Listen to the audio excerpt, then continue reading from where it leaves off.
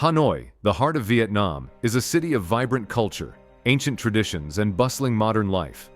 Known for its peaceful lakes, historic temples, and the timeless charm of the Old Quarter, it's a place where tranquility and chaos intertwine. Yet beneath its serene beauty, Hanoi has also witnessed dark and unsettling crimes that have shaken its residents. Among these is the tragic case of a young woman, Hồ Yến Nhi, whose story reveals the shadowy depths of human nature and the tireless pursuit of justice. Hồ Yến Nhi was only 17 when she became a rising star. Her win as second runner-up in the 2022 Miss Ao Dai pageant earned her admiration nationwide, and her beauty, grace, and ambition became a source of pride for her family. Coming from a modest rural background, Nhi's success represented the family's hope for a brighter future. On October 12, 2023, along the banks of the Red River, fishing remained a common pastime for locals in the area. No one could have predicted that less than a day later, this very location would become the scene of a heinous murder. In the afternoon of October 13, 2023, news was reported of fishermen discovering parts of a human body drifting ashore on the eastern banks of the Red River. The police force, from the city to the local commune level, was mobilized urgently to investigate the area around the shrine in Giang Chau Hamlet, Bat Trang Commune, Gia Lam District, Hanoi.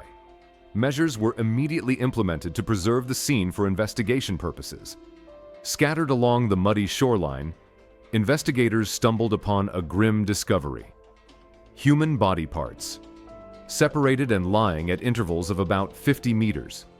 Among them were 2 legs and part of the victim's head, their state of decay hinting at the brutality of the crime.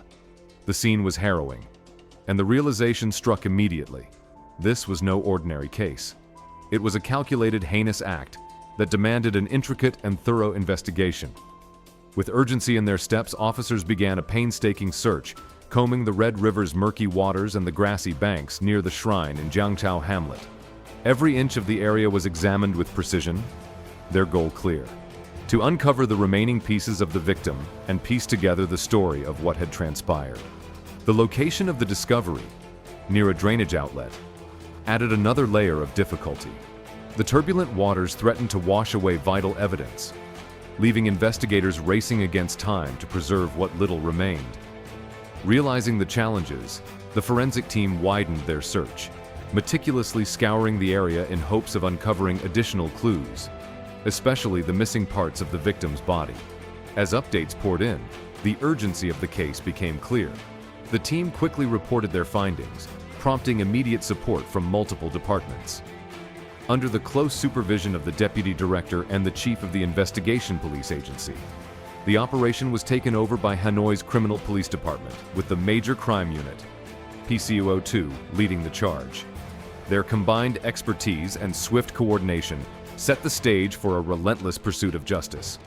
The terrain at the scene consisted of soil with weeds and interspersed rocks. At one location, several rocks were stacked and covered with a suspicious cloth, drawing the attention of the forensic team. The stacked rocks showed signs of freshly mixed cement poured over them, and from this mound emanated a foul odor and dark brown fluid. Investigators deduced that this might be where the suspect had buried the remaining parts of the victim's body. Acting on this assumption, further examination led to the discovery of a portion of the victim's body wrapped in a quilt and placed near the riverbank, then concealed with stones and cement. The victim was identified as female. However, no identification documents were found during the examination, and the body was in an advanced state of decomposition, making recognition difficult. Upon arriving at the scene, investigators noted that it had been disturbed over time, possibly due to environmental factors and decomposition. Additionally, the site was in a densely populated area with frequent foot traffic. After completing the crime scene examination, the police issued notices across 63 provinces to trace missing persons and find relatives of the victim, but received no response. At this point, several hypotheses and investigation directions were proposed, including the possibility that the victim might be a foreign national. Simultaneously, detectives continued to screen suspects and investigate the surrounding area for more clues. In cases of murder, particularly those involving the dismemberment of the victim to destroy evidence, It is crucial to first identify the victim to establish relationships and the victim's movements. This helps uncover connections to the suspect. With very little evidence and clues available at the scene, the autopsy was conducted meticulously. The results revealed that the victim died of acute blood loss caused by stab wounds to the chest, confirming this was a murder. The location where the body parts were found was identified as merely a site for disposing of evidence to obscure the victim's identity and the suspect's crime. Forensic experts worked tirelessly to uncover the victim's identity. Fingerprint analysis yielded limited results, but the breakthrough came through DNA testing. The victim's genetic profile was matched to her mother, confirming her identity as Hồ Yến Nhi, a 17-year-old girl from Ba Jin District, Hanoi. The timeline of her tragic death began to take shape. She had likely been killed 2 to 3 days before her dismembered body was discovered on October 13th. With this confirmation, investigators turned their focus to piecing together her relationships and movements in the days leading up to the crime, hoping to unravel the events that led to her untimely end. Tracing events backward, investigators discovered that on the afternoon of October 10th, Hồ Yến Nhi was seen with a man in the lobby of an apartment building in Gia Lam district. The two entered an apartment together, but hours later Hồ Yến Nhi did not reappear, and the man left with a phone box. He was later observed near the crime scene on the banks of the Red River. When he returned home, the phone box was no longer with him.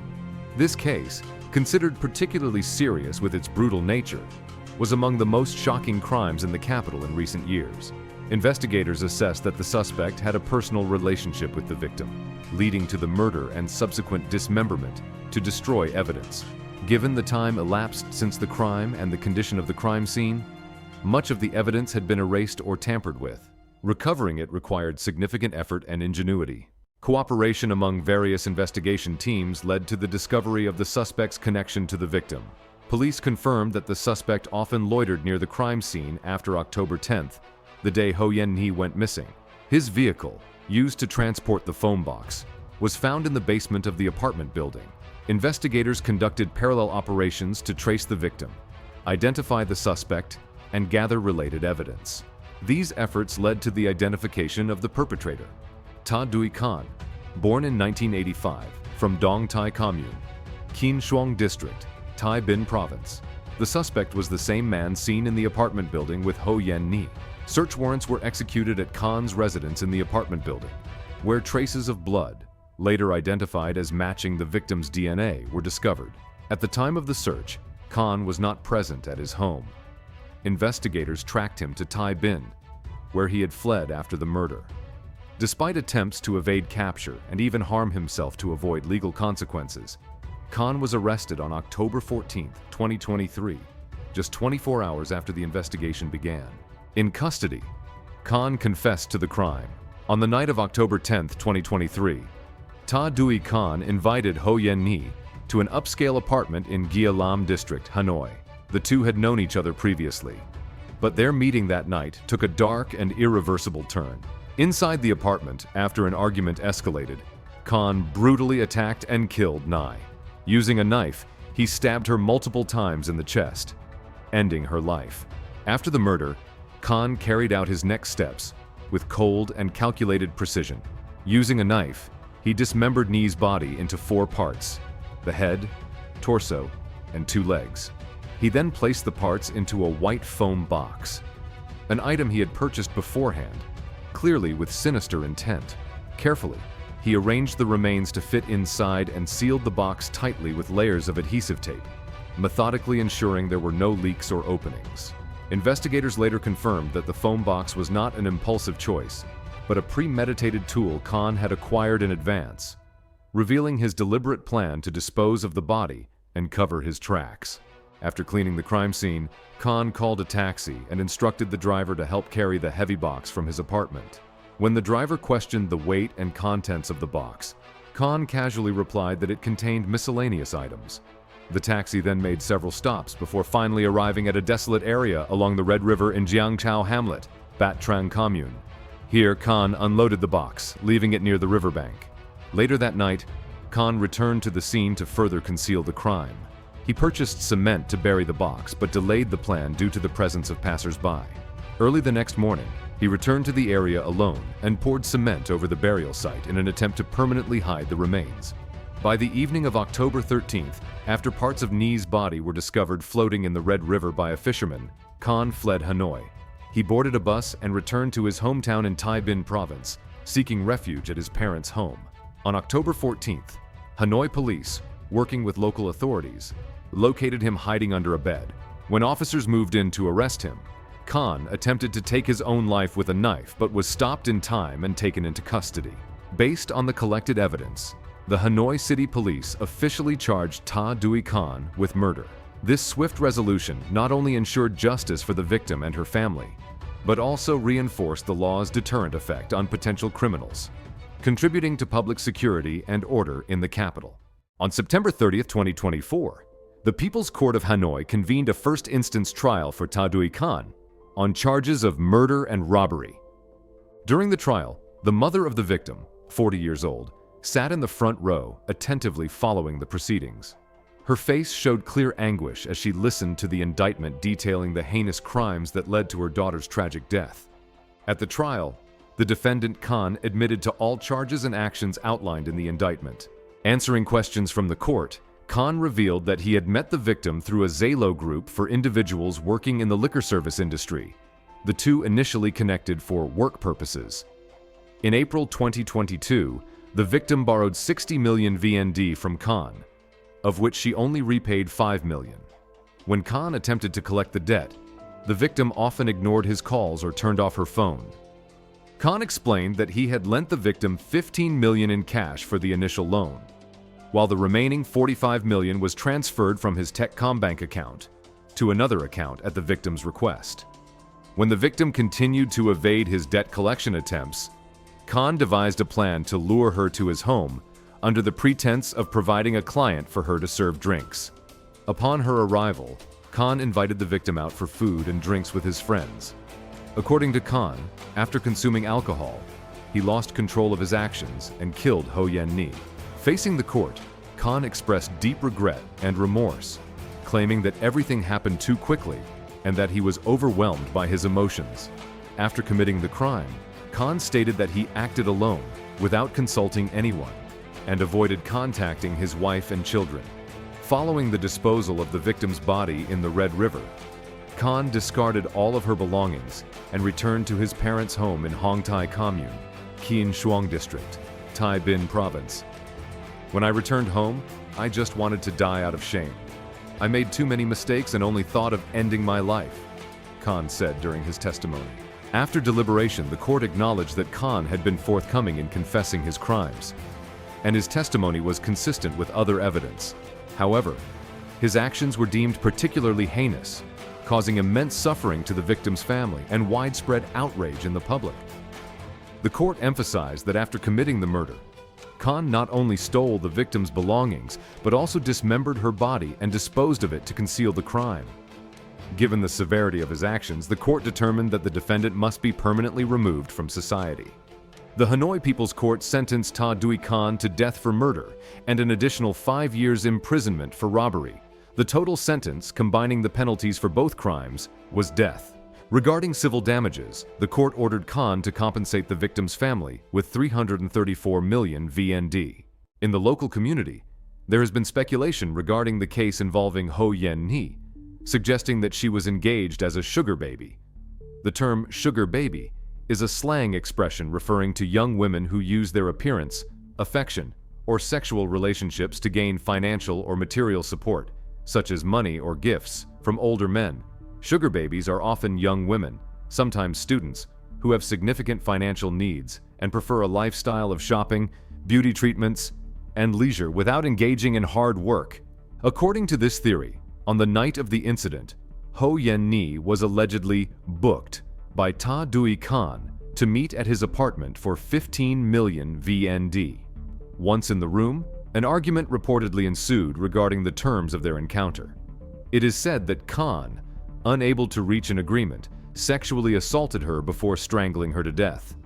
This speculation arose from screenshots of chat messages shared by someone claiming to be a neighbor of the victim in the same residential area. Although several individuals have circulated photos allegedly showing Hồ Yến Nhi participating in private drinking gatherings with various men, these claims remain unsubstantiated and unverified. Thus, they are considered mere theories without concrete evidence. Another theory suggests that Duy Khanh was not as financially well off as he appeared to be. In reality, the money he lent to Hồ Yến Nhi was borrowed from others, creating significant financial pressure on him. That fateful night, Khanh allegedly invited Nhi to his apartment, with the primary intent of demanding repayment of the debt she owed him. When Nhi was unable or unwilling to repay, the situation escalated into a heated argument. According to this theory, Nhi, who had assumed Khanh was wealthy, mocked him upon discovering that he was far from the affluent figure she had believed. Her remarks struck at Khan's pride, exposing the fragile facade he had carefully constructed. Consumed by shame and anger at being humiliated, Khanh lost control and, in a moment of rage, attacked her. This theory portrays the crime as a deadly combination of financial desperation, wounded pride, and unrestrained anger, leading to a tragedy that could have been avoided had emotions been kept in check. What do you think about the two theories presented above? Could the crime have stemmed from a premeditated plan, or was it an impulsive act fueled by debt and wounded pride? Share your thoughts and insights in the comments below. We're eager to hear your perspective. The heartbreaking case of HYN serves as a stark reminder for young women and all individuals about the importance of vigilance and self-protection in today's complex world. It highlights the potential dangers lurking in seemingly harmless relationships and the devastating consequences of misplaced trust. For young women especially, this case emphasizes the necessity of being cautious in social interactions, particularly when meeting strangers or engaging with individuals through online platforms or under unclear circumstances. At the same time, the case offers a critical lesson for those who struggle with self-control. The actions of Duy Khanh, driven by anger and desperation, show how a single moment of lost temper can lead to irreversible tragedy, not only for the victim, but also for the perpetrator and their families.